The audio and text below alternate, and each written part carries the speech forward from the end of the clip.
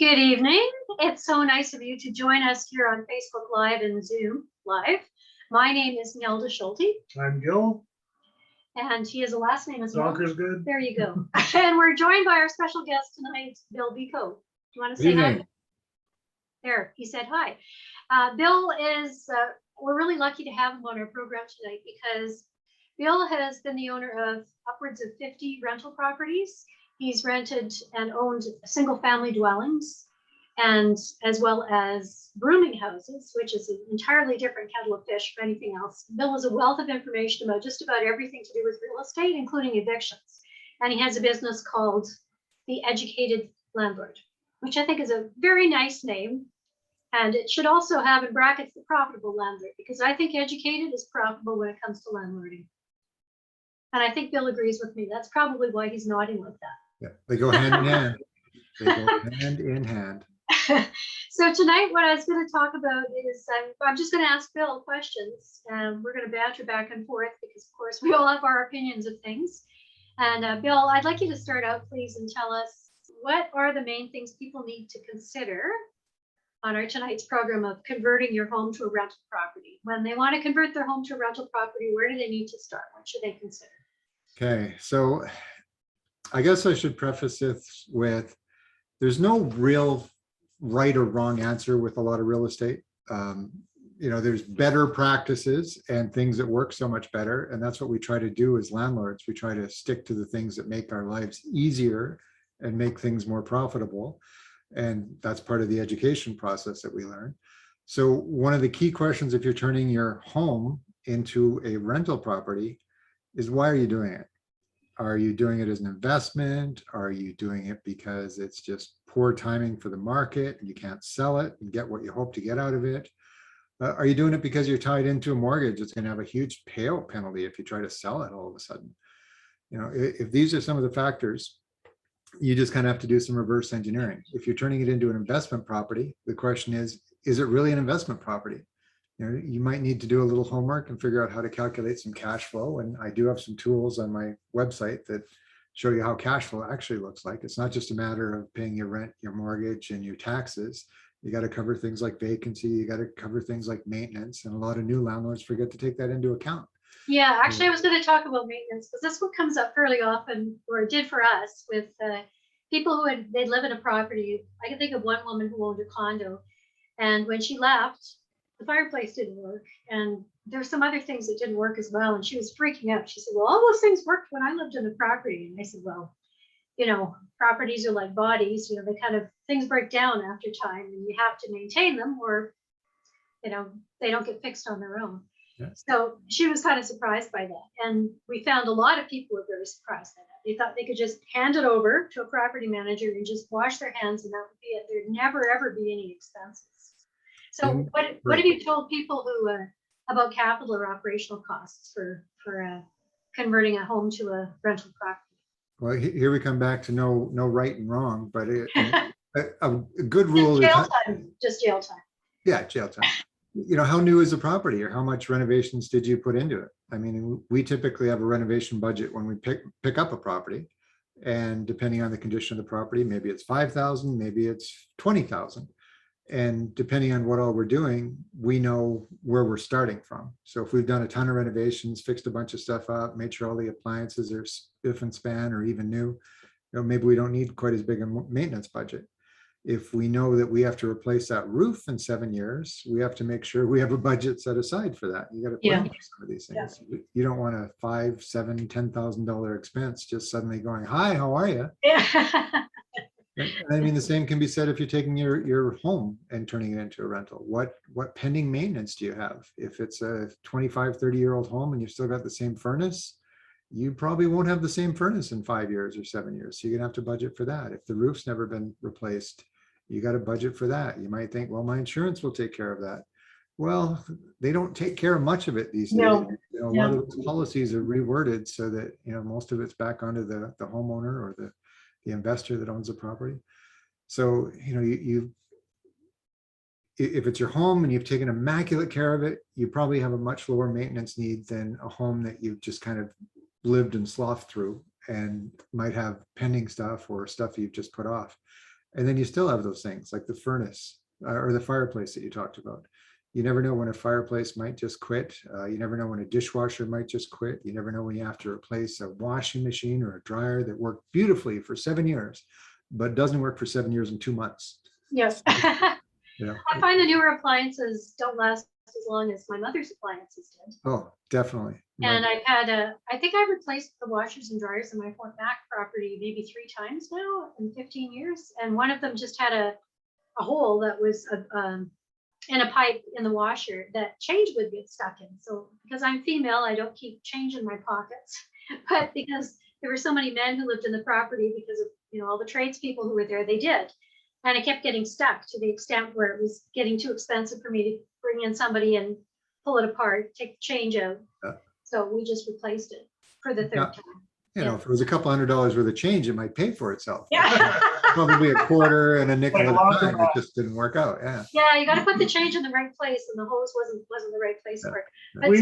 But We've gone online and sort of looked at average life expectancies of various household components, including appliances, and so you can sort of get an idea how long an average appliance lasts. Of course, if you've got a tenant, they're not going to treat the appliances with the same care that you're going to treat them, so you may not get the same life expectancy, but you can sort of get an idea of how long things will last, and therefore how to budget for replacing them.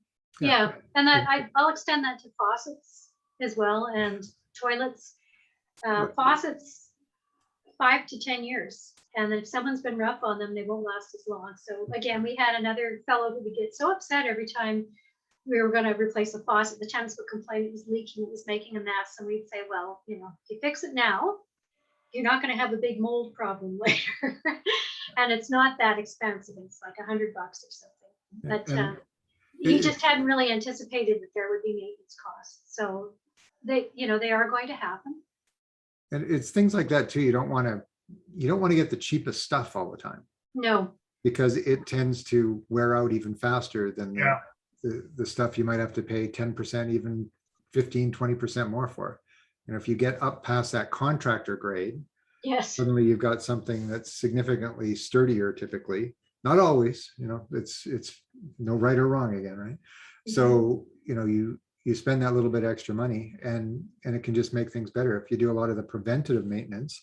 So if you've been the homeowner and you know that, this squeaks or this is causing some issues, you got to fix those things before you start renting it out, because it's absolutely the tenants are going to notice it even more than you did. And now it's going to be a pain because you got to get it done at a different time on their schedule. And Or if you're trying to rent the property and there are these defects in the property, that's going to drive people away. So you want to attract the highest caliber of tenant that you can, and you do that by having the highest caliber property that you can.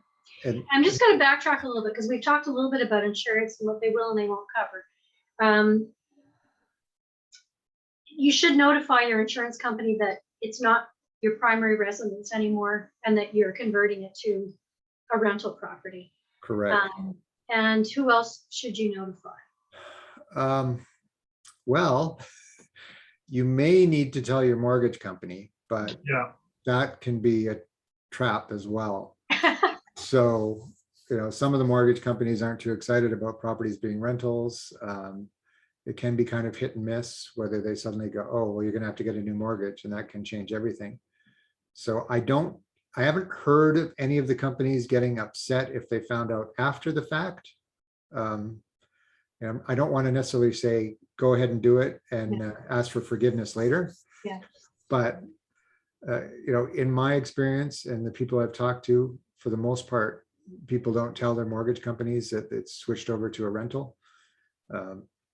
But for the most part, the people I'm dealing with aren't buying or aren't using their homes because their homes typically don't work as good rental properties. So it's back to that right or wrong, where does it fit in the line?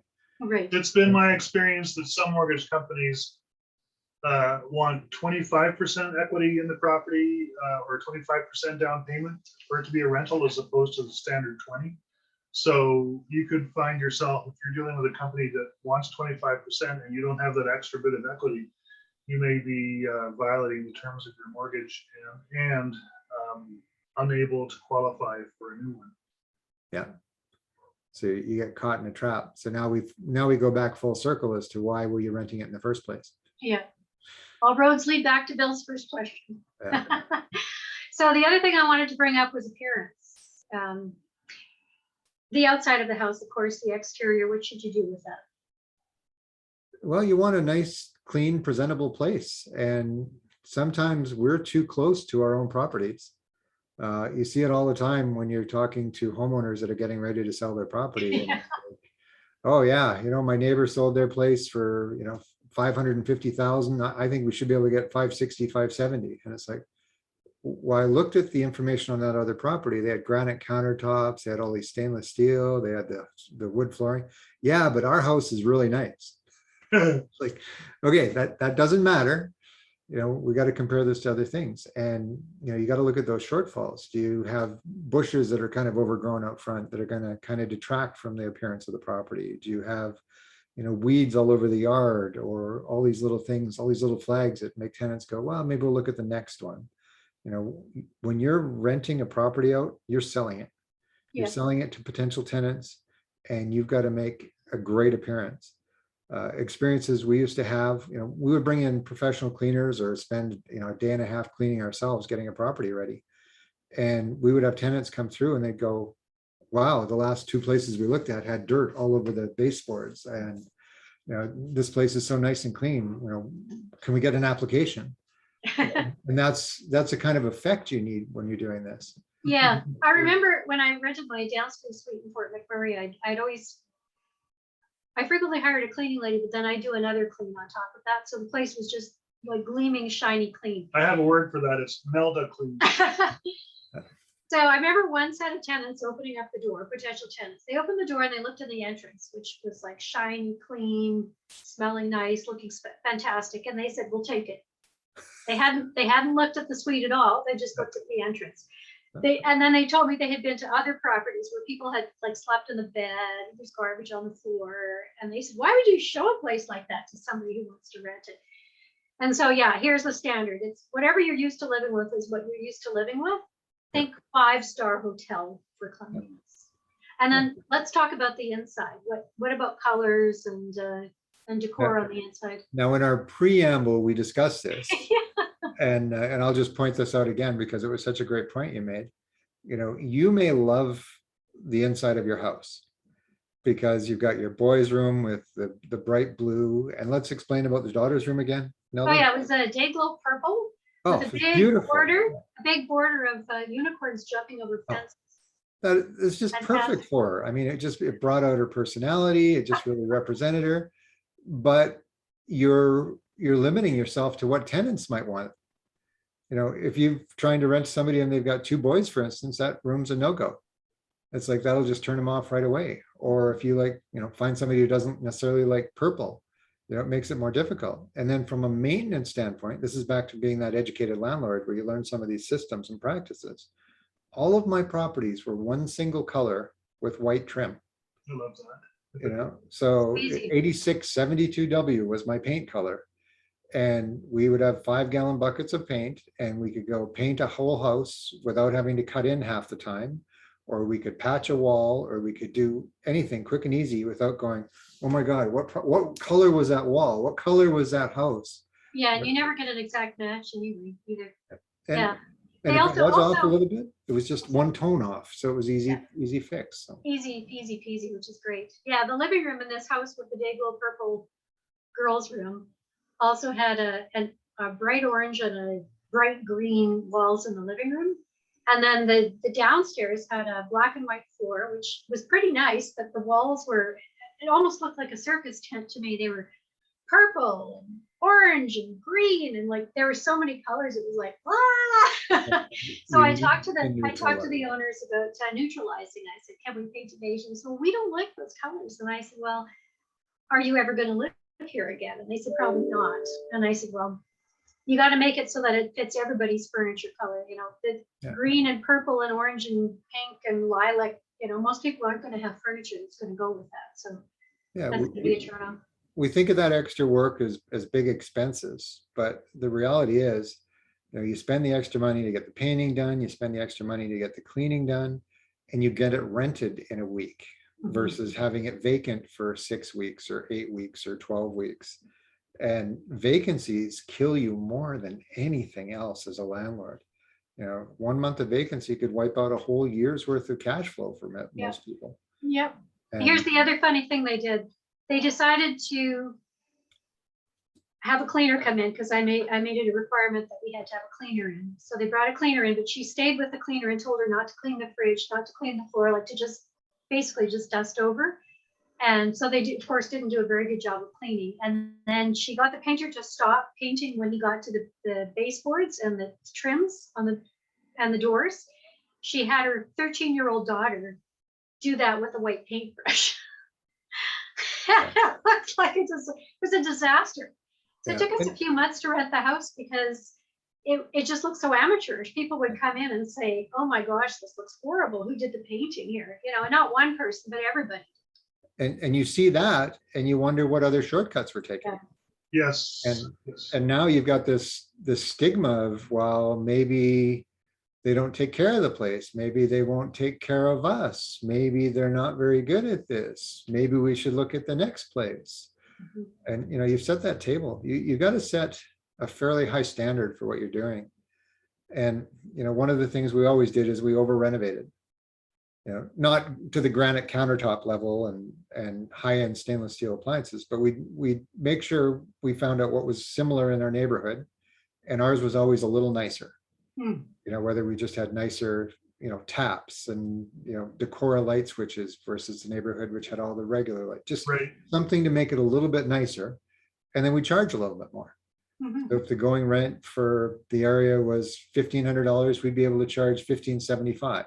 And maybe we wouldn't get as many people to look, but the people that did come to look typically were looking for nicer places, would be willing to spend a little bit of money. So it would weed out the people on the lower spectrum that would be more of a problematic tenant in the long run. And it just made our whole life better. And again, people would come in, they'd go, wow, it's clean. Wow, this kind of looks nice. Changing the knobs on the cabinets to more modern knobs, just little things. $20, $30 here and there. Decora switches, I did that in this house. And, you buy the 10-pack or the 30-pack, it's not very expensive. Exactly. Like it's a huge modernization for a very low cost. Yeah, And even I light could do it fixtures. myself. Yeah, light fixtures. You just upgrade the light fixture Yeah. to, and here as a landlord, it's one of my bane. I remember posting this in one of my landlord groups. I was going through some of my lights and I had a box of probably 30 different light types. Try and standardize all your lights, make sure you don't have a G20 and an R15 and all these other letters and number combinations and halogens, get a consistent light bulb in the whole house, or at least fixtures that take the same type of light bulb. Yeah, that makes a big difference because when people can't find the light bulb easily, they just won't change it. Yeah. They'll just say, "Oh, forget it. It's too hard to find." Yeah, but I mean, you make those little adjustments to the house and it just makes it that much more attractive. And, again, we're getting off topic with, the particular house, but these are all those important factors that make renting out your house faster and easier and more profitable, which is really what it ends up all being about. Right. So far we've talk about your reasons, or decide what your reasons are for renting it as opposed to selling it. But and maybe we should just bounce back there a little bit about rental areas. A lot of people think, their house might be a good rental because they loved it. And that's not a good reason. I explain this to a lot of people. It's like your house might be in, I don't know if you've got audience members here all across Alberta or just Calgary, but we'll use Calgary as an example because that's where I'm located. I talk to people who've got property in Tuscany or Chaparral, some of these, we'll call them nicer, more expensive areas. And the problem with areas like that, when you're renting out to people, you might be able to get slightly more rent than some of the other areas, but the houses are more expensive. So you're still back to that break even. And the people that are paying $2,000, $2,500 a month for rent, they're also the people that will probably have a deposit and want to buy a house in a year or two. So you end up with so much more turnover.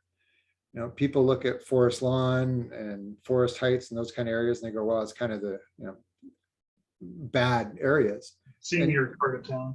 Well, and it can be to a degree, but the mentality in those areas are we're renters and your turnover is just so much lower and you're getting almost the same rent for much less property. You know, instead of spending 500,000 and getting, you know, $2,000 income, you're spending 350 and getting $2,000 income. So Yeah. it just, it makes a little more sense to look towards rental areas. So when you're looking at your property, what area are you in? Are there a lot of rentals in there? Are there a lot of people who, you know, buy in the area instead? You know, will there be turnover? Will you be vacant for 1 or 2 months a year because there's so much turnover? We've actually experienced that. We had a property that we were managing in Chaparral. We also had one in Panorama, and both of those, they were lovely properties, but they would go vacant fairly quickly. And it would- the neighbors in some of the areas really weren't happy about the fact that they were renting them out. Yeah. And they were going to really keep an eye on the tenants type thing. So I think they'd had a bad experience. One of them had a bad experience with the grow up in one of the houses.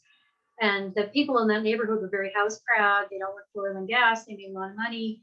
And they thought that, you know, they kind of reached a certain echelon in society and they didn't want renters coming in and wrecking that for them. So yeah. Would your neighborhood also be amenable to having renters? Yeah. Yeah, that's not necessarily going to be it's not going to be a legal thing, but we had tenants that were being harassed by the neighbors because the neighbors didn't want them there. Well, they didn't want renters and they're not my neighborhood. Yeah. Right?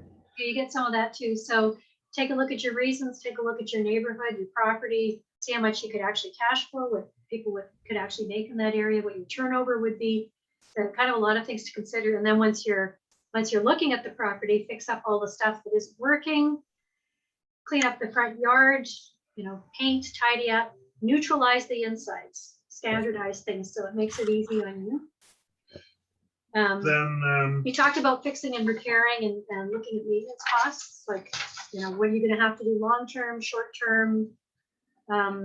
What can you do to make your place look nice if you do have to replace faucets or doorknobs or cabinet fixtures? I want to just mention one thing about that. Depending on,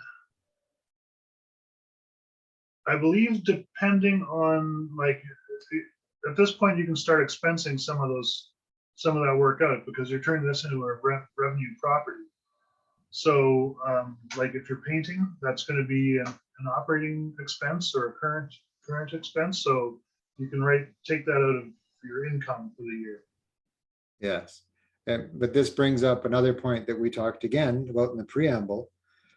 If you're turning your rental property or your home into a rental property, there's other tax implications that you might run into later as well. Yes. So you need to ascertain what that value is of that house basically at that time. So you also have to potentially get an appraisal to find out what the value of your property is. You know, if we'll make up numbers here to make our lives easy. If it's $300,000 now and it goes up to $350,000 later, you know, you might only have to pay tax on the $50,000 part versus the $350,000 if you have that appraisal. If you don't have that appraisal, maybe you end up paying on $75,000 or $100,000. Yes, it's going to depend on someone in the government going back through history and trying to determine what the value of the property would have been at the time that its use was changed. Yeah. And that puts the control in somebody else's hand as opposed to being in your hand. So, yeah, I agree that an appraisal would be a good idea. And I'm also going to throw in that if you're doing a bunch of repairs and you want to use the repairs as tax write-offs, you would have to do the repairs, I'm just thinking now, after you do the appraisal. Just in case the appraisal impacts the value of, or the repairs impact the value of the appraisal. Yeah, and you may want to talk to your accountant about that as well.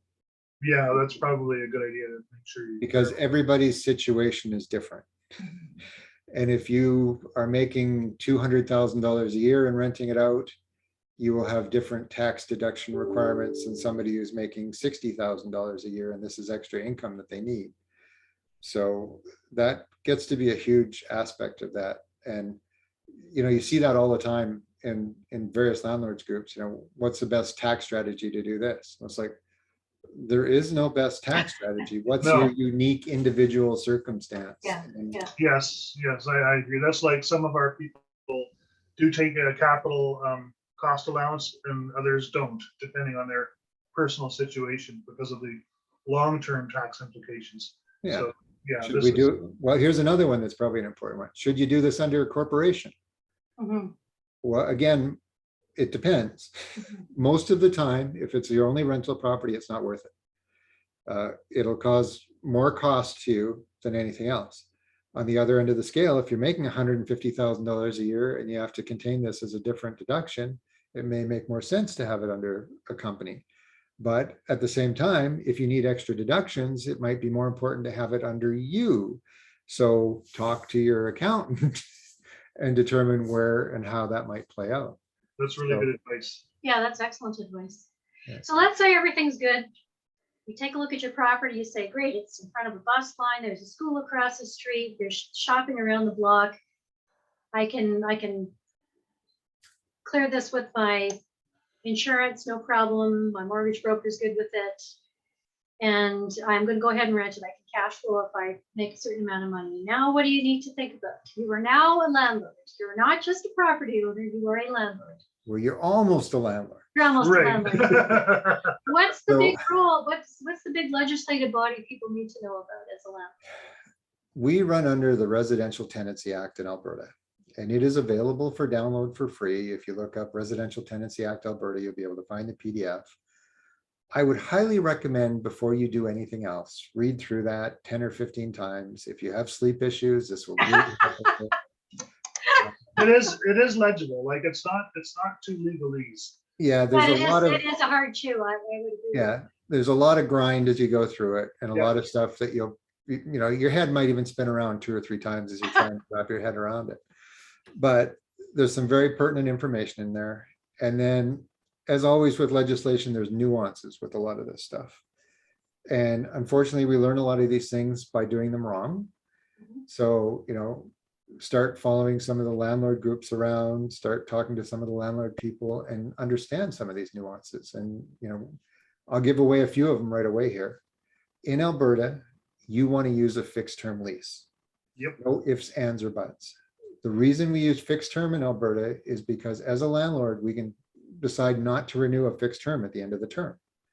If somebody's on a month to month, there's only a few set of prescribed reasons why you can terminate the lease. You can't terminate it because you're selling.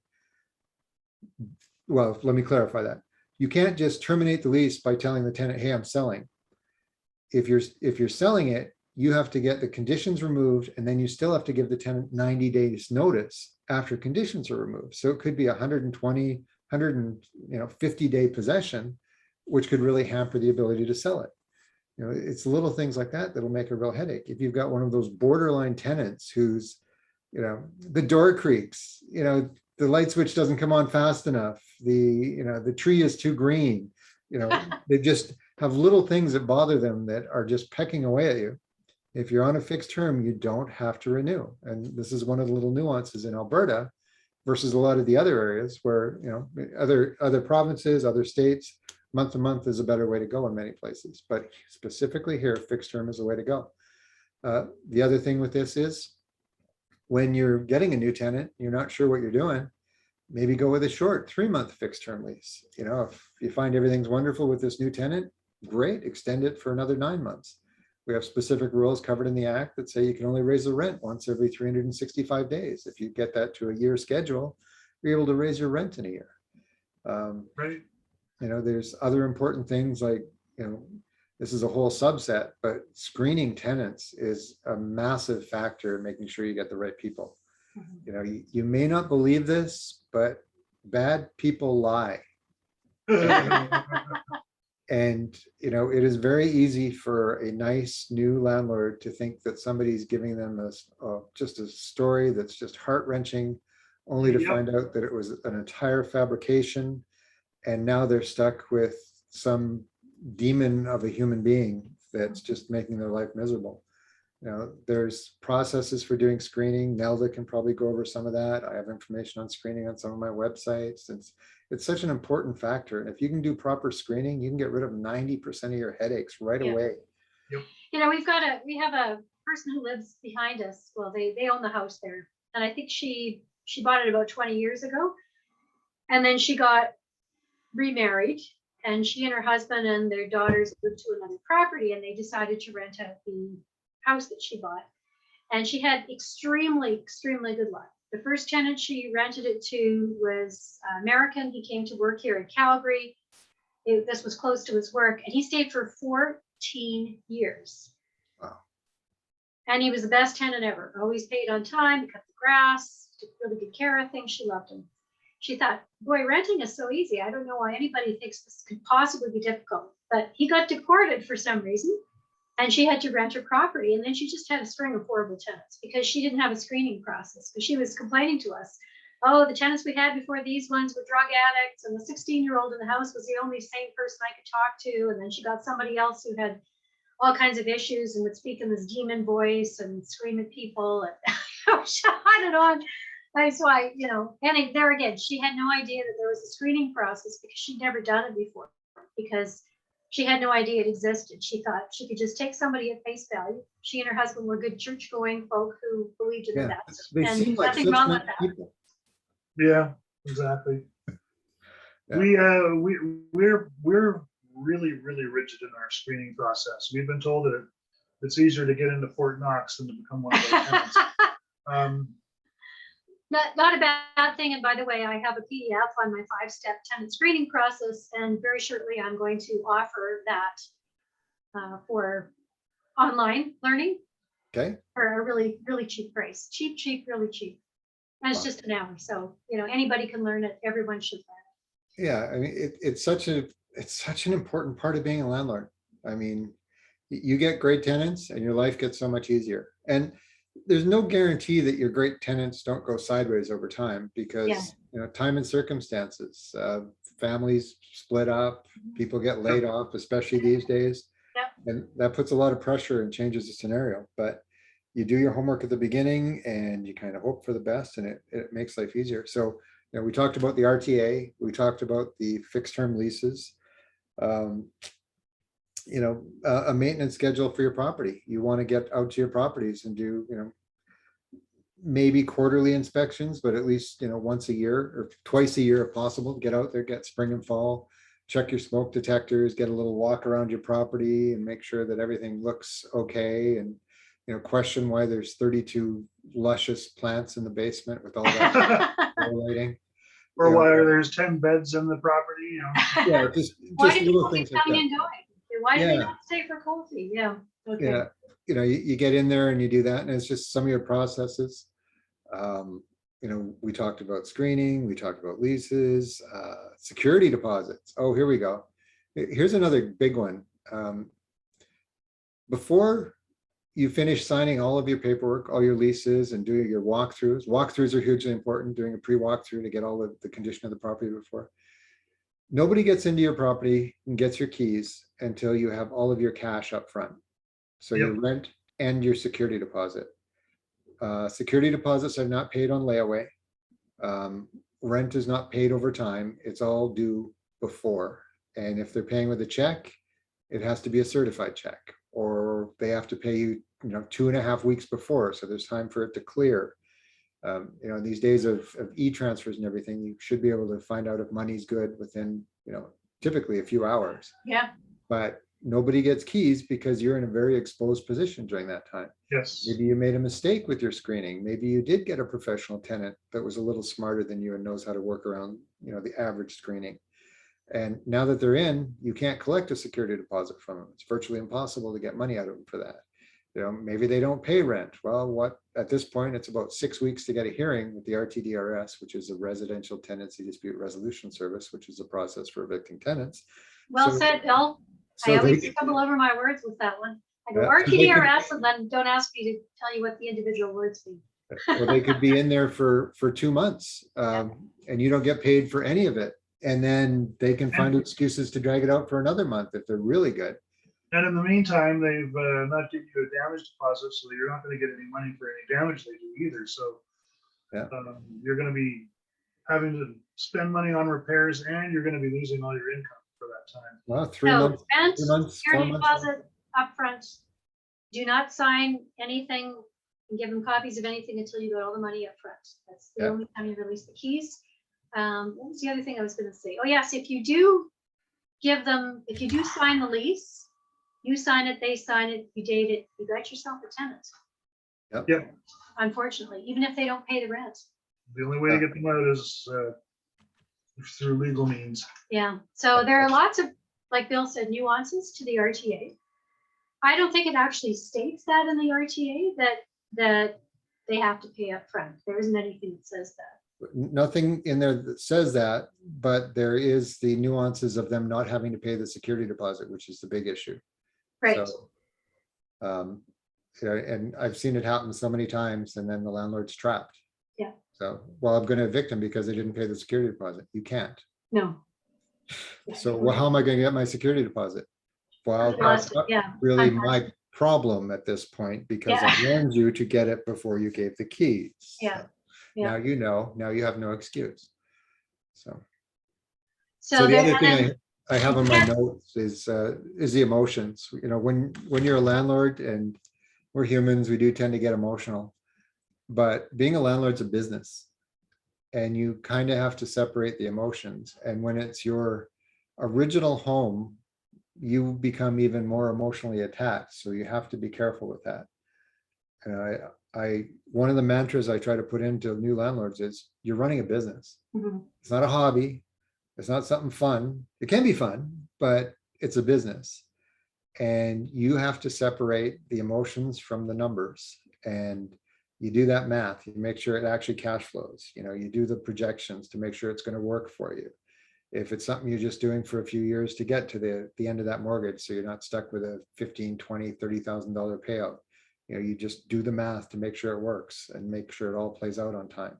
You know, and that's where that fixed term lease comes in perfect, because you align those leases with the end of your mortgage term. So you have the flexibility to, you know, yes, we're going to sell it, or no, we're not going to sell it. You know, it's far better to sell a property vacant than with tenants in. You might have those dents in the wall where your 11-year-old son decided to skateboard down the staircase, and you know, they just bring back such fond memories of that cool cast he had for the summer. The new tenants see a gash in the wall.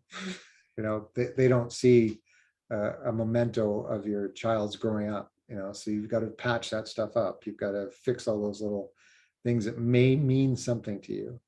If you have, you know, that beautiful picture that you want to keep in the house because it's just perfect, you know, that means something to you. It doesn't mean something to the tenant. You know, all these little things that you've got to think about. You want, and we talked about neutralizing with paint and everything. You want to neutralize that house so it doesn't have you attached to it. It's just a rental property. You know? The tenant can imprint their own personality into the property. Yeah. Yeah, it's funny. My nephew lives in San Francisco, and he and his dentist wife bought a big, beautiful house in the hills. And he said that he wanted to rent out his property in kind of San Francisco proper. And it didn't occur to him to talk to me, because, you know, why would family talk to me about renting a property? Because that's, after all, what I've done and write about every day. Yeah. So my sister said, why don't you talk to Nelda? Nelda, they probably had a friend who knew a guy who had somebody else who did it, right? So that's usually better to talk to. That's way better, way better. Yeah. So he called me and he said, yeah, we're thinking about renting out our property, and you know, what should we do? And I'm like, oh my God, there's lots you should do. So I sent him this whole checklist. I actually wrote a whole PDF about converting your property to a rental. And I said, plus I don't really know San Francisco, California state laws about, you know, the landlord tenant tax. So it's something you're going to need to look into. He read through everything and he said, I think we're going to sell it. Plus, he said, I was there doing some repairs and just touching up paints and stuff. And I just realized I don't want anyone to live in my house, touch my house. And he said, it just bothers me thinking somebody might drop something on the floor, nick the wall, or, you know, that really bothered him a lot. That's that emotional attachment. Yeah. Yep. He just thought it'd be better to sell it than have somebody living in his space and icking him out. Yeah. And as a side note, California and New York are the equivalent of Ontario, with very favorable tenant laws, to the point that they're even more favorable than Ontario. Hmm. So more and more landlords are moving out of those areas because it simply doesn't make sense to be a landlord there. But there's such a housing shortage, like crazy, crazy housing shortage there. So I don't think he'd have any trouble renting it, but he doesn't want to. Oh, and you were also talking about it's a business, separate your emotions from your business. And I'm going to just put a mention in here about separate your bank accounts, because you want to separate that from your personal bank account, and your security deposit needs to be held in a trust account. You can't just mix it in with your checking account. It's got to go sit somewhere else. Yeah, and then, this is back to having your accountant, or if you don't have one, you may need to get one, work through some of that stuff with you. There are some fairly cost-effective bank accounts you can get set up depending on what you're doing.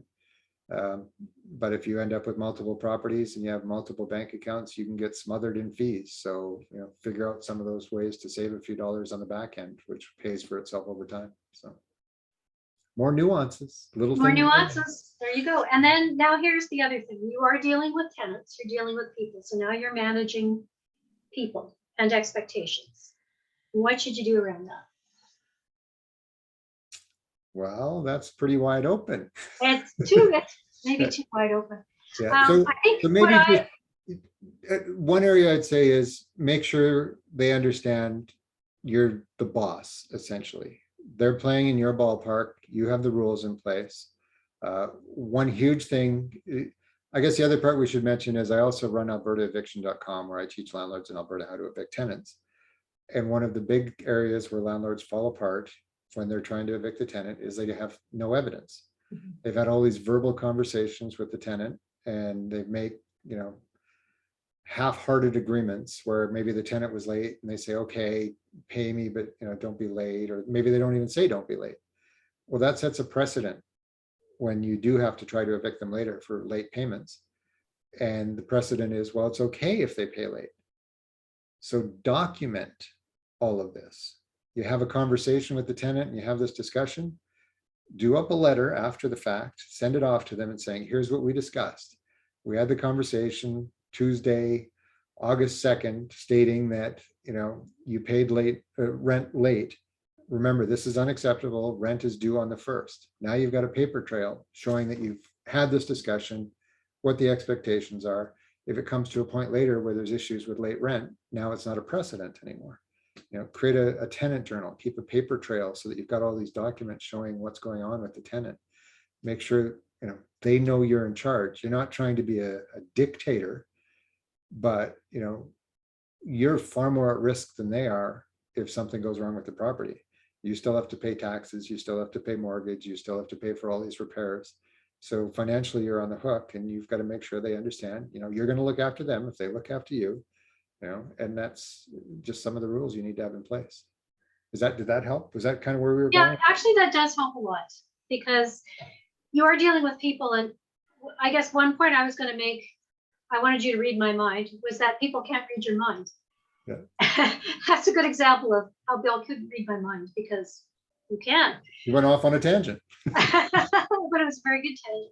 Yes. But I found even with cleaning expectations, you have to be absolutely clear, especially for move-out cleanups. What I do is I have a move-out cleanup checklist that I give to people when they're signing the lease, and they have to sign it and date it. So they've got to read through everything. Here are the cleaning expectations when you move out. This was done for you before you moved in. You need to do the same thing for me when you move out, or you have to pay somebody to do it. And then I also have a schedule of fees. So if, people are wondering, what's it going to cost? What does it cost for cleaning? Yeah, what does it cost for cleaning? Okay, 150 per hour, whatever the market rates are. And it'll probably take 8 hours to clean this house. So you're looking at $1,000 bill. So those types of things, if you outline them in a schedule, and then I have them sign them and date them, and everyone gets a copy, then they can't come back to you and say, well, you didn't tell me. Or you should know. You can't come back and say, well, you should know that you're an adult, you're renting. Well, no, they shouldn't know that. Everybody has a different expectation of what cleanliness is, what should and shouldn't be done. You have to be absolutely clear.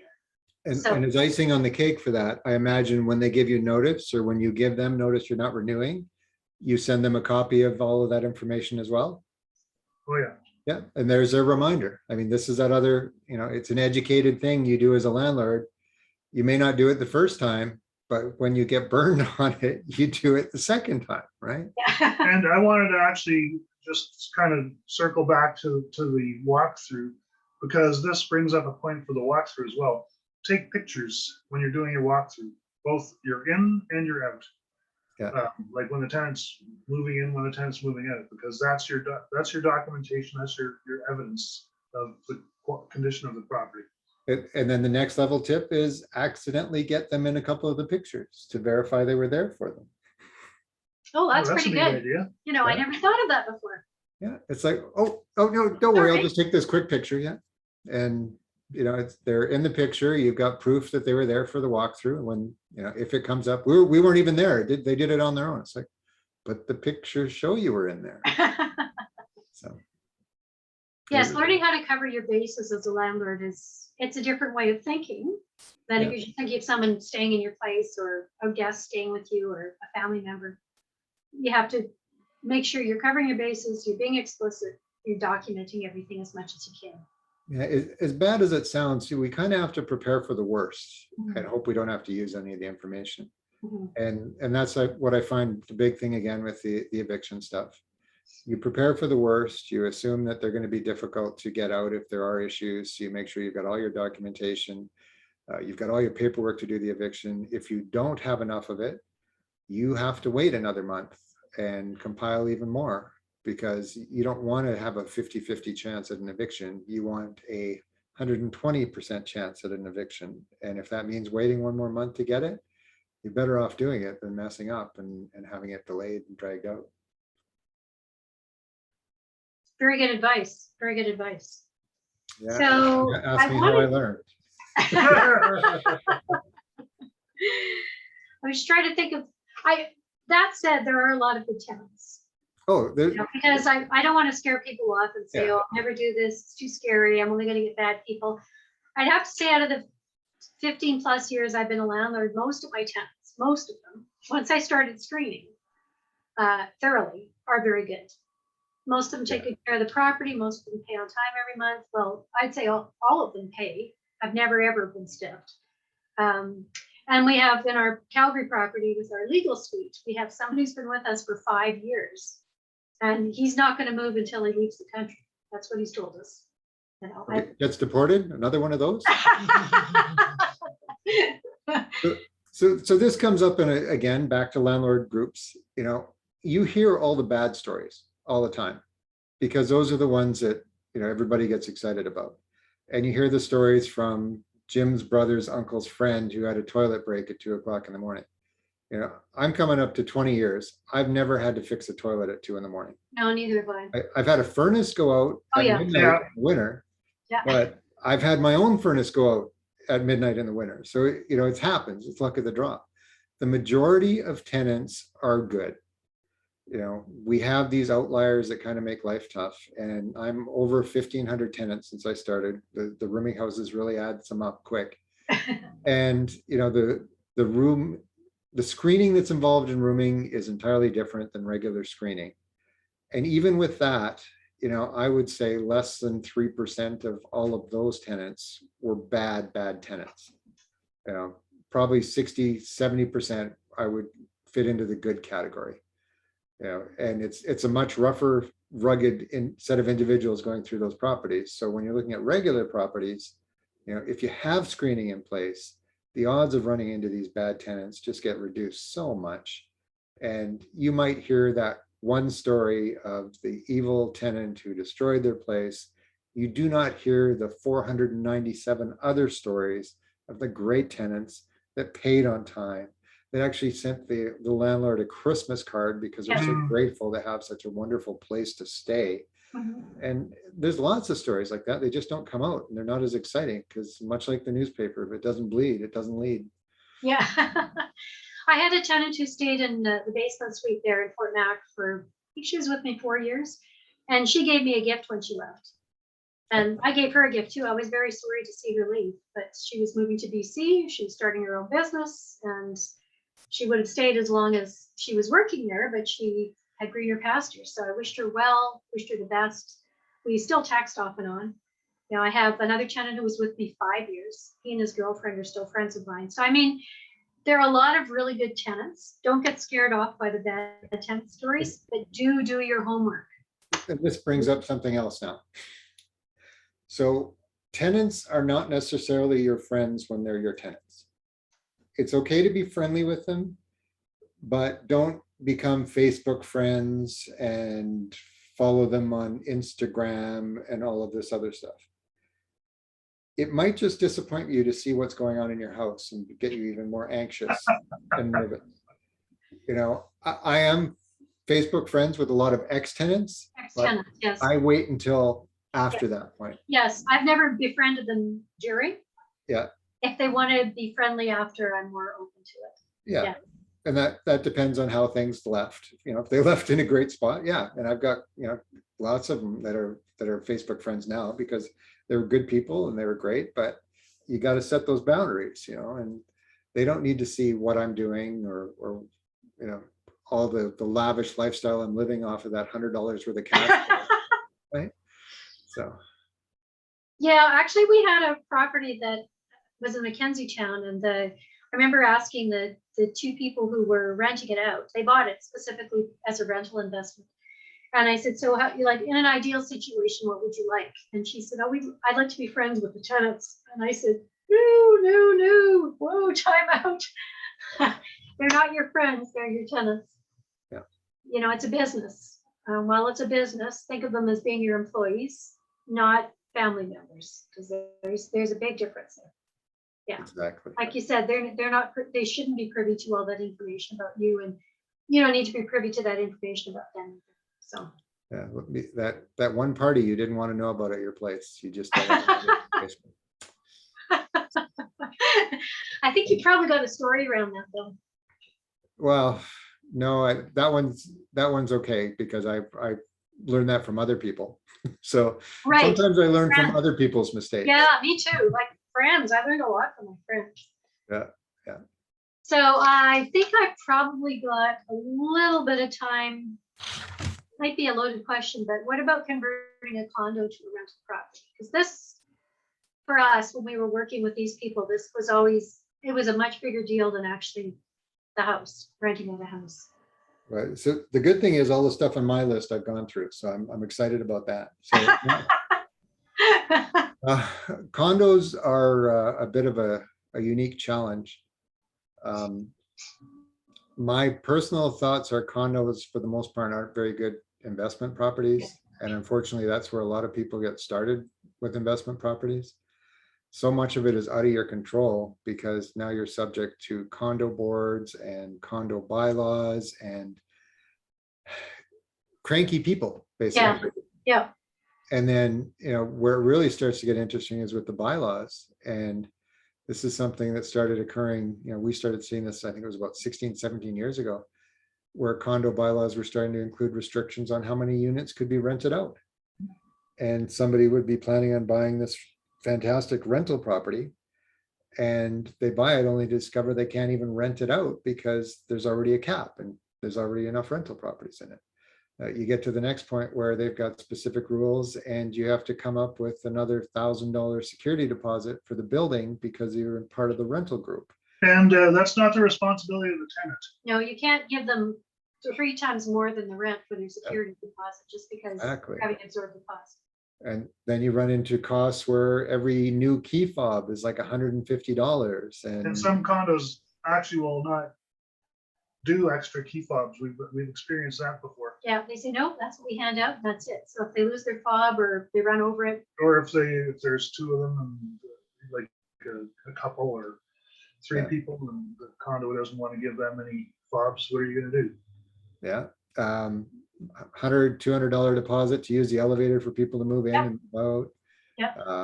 Extra processes to make sure there's moving blankets in the elevator and they can only move in between 1 and 4:15 on Thursdays when the moon is low.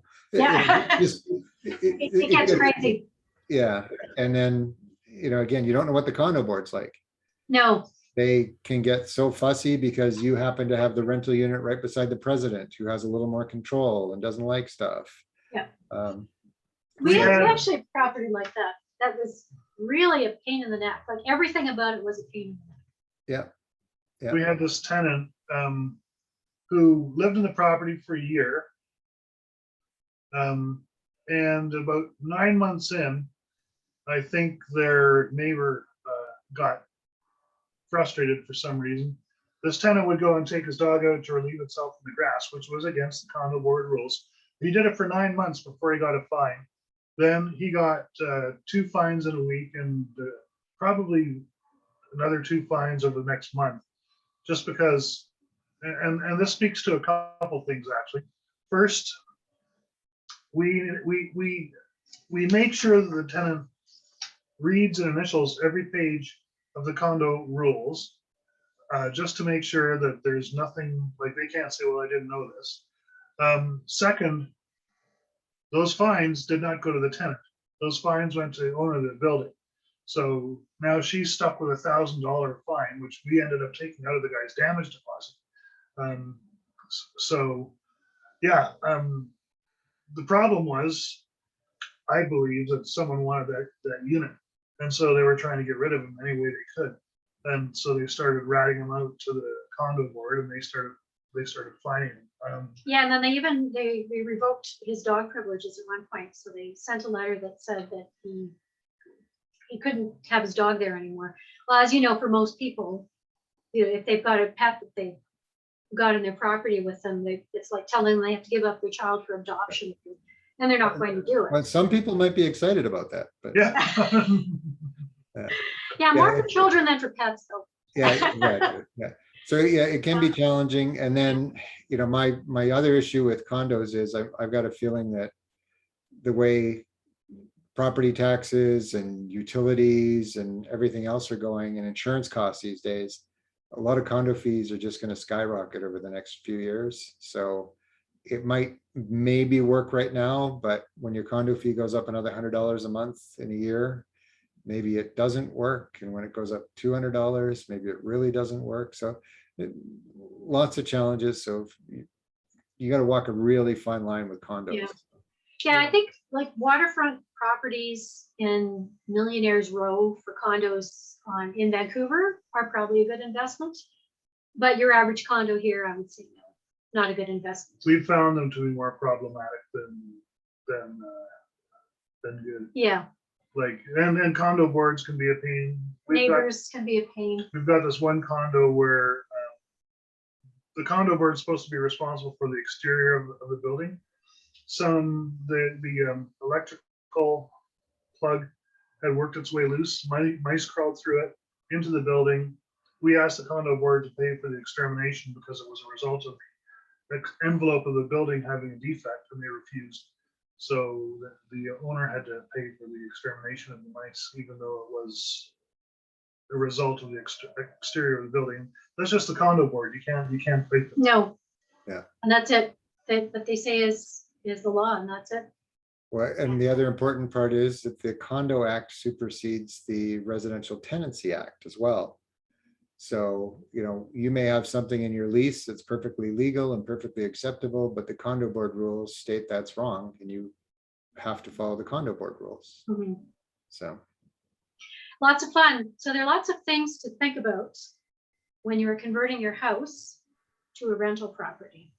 Lots and lots. Like lots and lots. So it's not just we'll just rent it and we'll make a bunch of money. You really have to think carefully, go through all of the different steps Bill's talked about, weigh it out, talk to your accountant, talk to your mortgage broker, check with your insurance company, look at the neighborhood, Look at the numbers, and then look at your property and see what repairs it might need, or painting or neutralizing, how long you want to do this, what your exit strategy is. And then you have to figure out how you're going to be a landlord and learn how to screen tenants and vet them and deal with management problems and all that other kind of stuff too. So it's a big job. Now, once you learn a lot of these things, they become second nature. Yeah. But the initial learning curve is pretty steep. And let's, we talked about how there's a lot of great tenants. There's a lot of great landlords out there. But, you got to do your work. You got to put the time in to figure this stuff out. We're not great at our jobs day one. And, we make mistakes when we start. So, the more people you surround yourself with that know what they're doing, like Nelda and Gil, and Bill, maybe Bill me, and Bill. You talk to these people, you find out some of these nuances, the word of the night, nuance. And you learn some of these mistakes to avoid, and it can make your life so much simpler and so much easier. And it just takes you to that next level. It makes that success a little bit easier. It is a Yes. lot cheaper to learn from someone else's mistakes.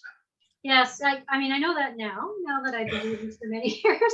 When I started, I think like a lot of people, I thought I would just wing it and I should know what to do because I've been a tenant, blah, blah, blah. Boy, and real estate mistakes are very expensive. Yes. And Yeah. they also have legal repercussions. So you do have to be very careful. Just one last thing. I had some big renos done on my downstairs Fort Mac property. The foundation was leaking. And I had people coming in with equipment and stuff who were individual contractors. And I paid for WCB so that I would be covered if anything happens. So, I mean, even things like that you have to think about when you have people on your property doing work in your absence. Yeah. There's really a lot to consider and to safeguard yourself so that everybody is taken care of and your property is taken care of and your finances are protected. And I guess another thing we need to talk about, just to bring this up, is, if you're getting into some, if you've got bedrooms in the basement, for instance, where maybe tenants yes. in the basement, or suited properties, there's rules about window size and egress and smoke detectors. And when things go wrong and there's a fire and somebody dies, tenants aren't responsible for that. You are. And So, then you'd have to live with that too. exactly. So, you've got, legal responsibilities, you've got moral responsibilities, and, ethical responsibilities that you've got to do as a landlord to make sure you're taking care of your people as well. We had mentioned that in the preamble too, actually, that right now, Calgary, until the end of the year, I think you were saying, Calgary has I can never remember the word. Permit program, we'll call it. Oh, okay, yeah. For illegal suites, they'll basically allow you to legalize your suite. Their purpose is to make sure that suites are safe and people aren't dying in fires. So Fort Mac is really difficult to do this in. Calgary right now is very easy. We've had ours done. I can think of no reason not to do it, and especially just to know that you've made your place safe, so that if there is an emergency, someone doesn't get hurt. That's enough reason by itself. But the government, the city is going to start policing illegal suites soon, and when they do, you're going to get busted. You're probably going to get fined, and you won't be allowed to have a tenant anymore. So, yeah, if you've got a suite, make it legal now, because it'll never be as easy and it'll never be as cheap. Yeah. And we talked about that as well. I've talked to landlords where it's cost them maybe $1,000 to do a couple of things to get it updated. Others, it's been 10 or 15, but it depends on what's needed. It's so much simpler now than it was a couple of years ago. Oh, yeah. So, get it done. It'll increase the value of your property if you are trying to sell it later. Your taxes might go up because of the improvements, but it does work out in the end. You won't have to worry about losing your tenant because the city shuts you down. Yeah, exactly. And a lot of people don't think about that. Investors, when they're buying these illegal suites before, it was like, well, look at all the cash flow I'm making out of it. Well, yeah, you're got $1,200 upstairs and $800 downstairs, and maybe your costs are like $1,450, so you're making about $500 or $600 cash flow. But what happens when your suite downstairs is taken away? Now you're losing a couple $100 every month. How's that going to affect you? Will you be able to resell it? Because now it's known as a reported illegal suite. Yeah. So the value is going to go down. So get it done, do things right. Costs money to do things right, but there's a reason. It just works out better.